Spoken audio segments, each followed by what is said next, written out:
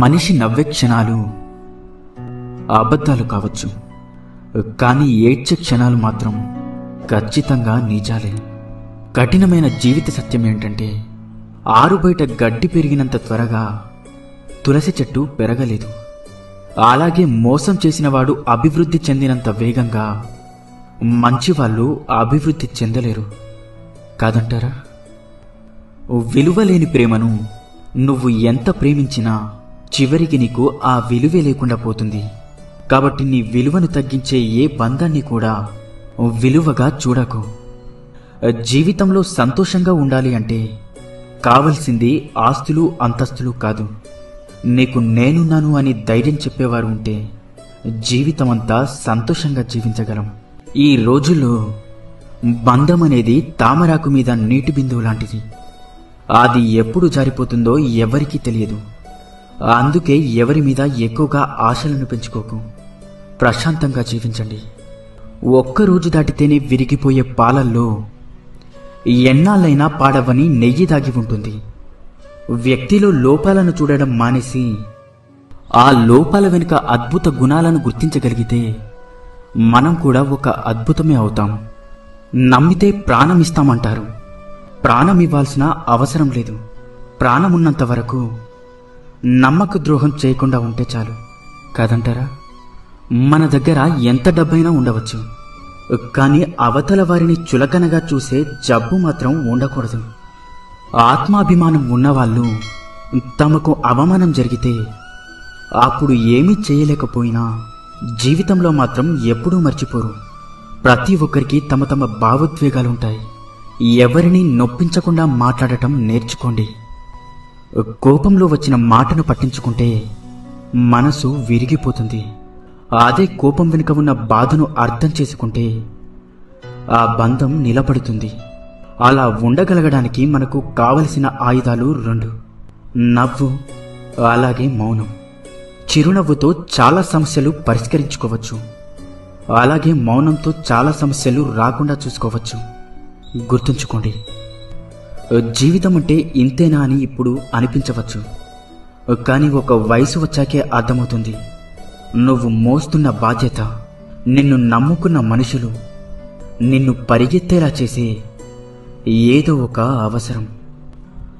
మనిషికి వయసు పెరిగే కొద్దీ అనుభవం పెరగాలి, ఆలోచన విధానం మారాలి, ప్రవర్తనలో మంచి చెడు తెలుసుకోగలగాలి.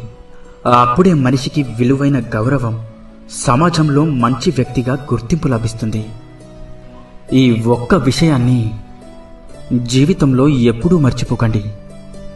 నువ్వు ఎంత విసిగిస్తున్నా ఓపికతో ఉండే హృదయం విసిగిపోతే వాళ్ళు తీసుకునే నిర్ణయాలు చాలా కఠినంగా ఉంటాయి. అర్థమైందనుకుంటా. పరాయి వాళ్ళు ఒక మాట అంటేనే వాళ్ళని చూసినప్పుడల్లా ఆ మాట గుర్తొస్తూ ఉంటుంది. ఇక సొంత వాళ్ళు అంటే ఆ మాట జీవితాంతం గుర్తుండిపోతుంది. కడుపు నిండిన వాడికి పెట్టిన అన్నం, సముద్రంలో కురిసిన వర్షం, ధనవంతునికి ఇచ్చిన బహుమానం, పగలు వెలుగుతున్న దీపం, బంధనాలు లేని బంధం, అసమర్థులతో వ్యాపారం, హద్దులు లేని స్నేహం, నిజాయితీ లేని ప్రేమ, ఇవన్నీ బూడిదలో పోసిన పన్నీరు లాంటివి.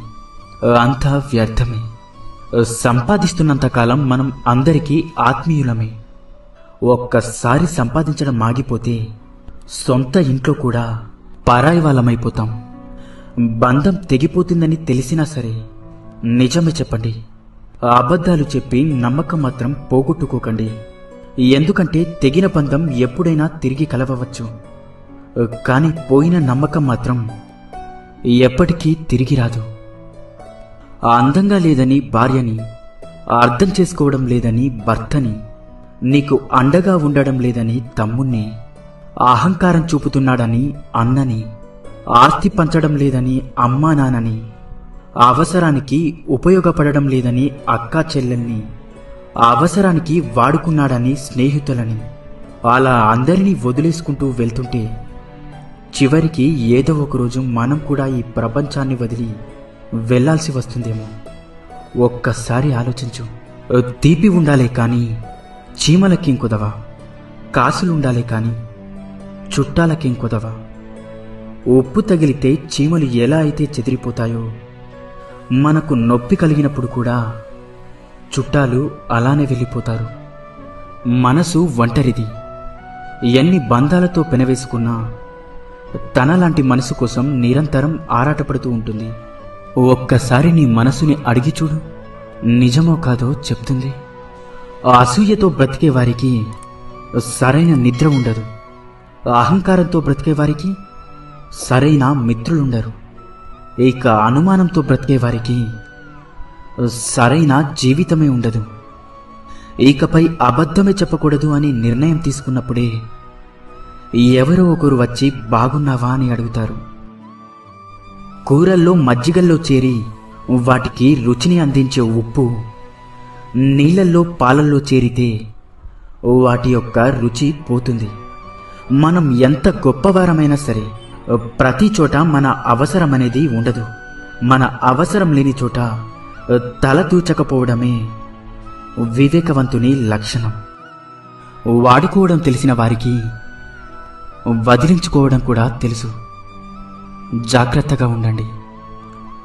సంతోషం అనేది ఎన్ని వేలు ఖర్చు పెట్టి ఎన్ని ఊర్లు తిరిగినా రాదు. మన అనుకునే వారితో ఒక్క 10 నిమిషాలైనా మనసు విప్పి మాట్లాడితే నిజమైన సంతోషం దొరుకుతుంది. రక్తం చుక్కలు చిందించకుండా మనిషిని మానసికంగా హింసించి చంపే ప్రమాదకరమైన ఆయుధం మాట. దానిని మూర్ఖుడు వాడిన తర్వాత ఆలోచిస్తాడు. తెలివైనవాడు ఆలోచించి మాట్లాడతాడు. జీవితంలో కొన్నిసార్లు ఒంటరిగా నడవడం కష్టంగా ఉండొచ్చు. కానీ ఆ ఒంటరితనమే డబ్బు విలువ, మనుషుల విలువ, సమయం యొక్క విలువ, అలాగే జీవితం యొక్క విలువ అన్నీ నేర్పిస్తుంది. కారణం లేని కోపం, గౌరవం లేని బంధం, బాధ్యత లేని యవ్వనం, అలంకరణతో వచ్చే అందం ఎక్కువ కాలం నిలబడవు. మనం బాగుండాలి అనుకునేవాడు కోపంగానే మాట్లాడతాడు. మనల్ని మోసం చేయాలి అనుకునేవాడు ఎప్పుడూ నవ్వుతూనే మాట్లాడతాడు. ఎంత బాగా బండిని లాగినా గుర్రానికి జాటి దెబ్బలు తప్పవు. ఎంత రుచికరమైన పండ్లు ఇచ్చినా చెట్టుకి రాళ్ల దెబ్బలు తప్పవు. అలాగే ఎంత గొప్ప వ్యక్తిగా ఎదిగినా నీకు కొందరి విమర్శలు మాత్రం తప్పవు. ఇన్ని మంచి సూక్తులలో మీకు ఏ సూక్తి నచ్చిందో కింద కామెంట్ చేయండి. అలాగే ఈ వీడియో మీకు నచ్చినట్లయితే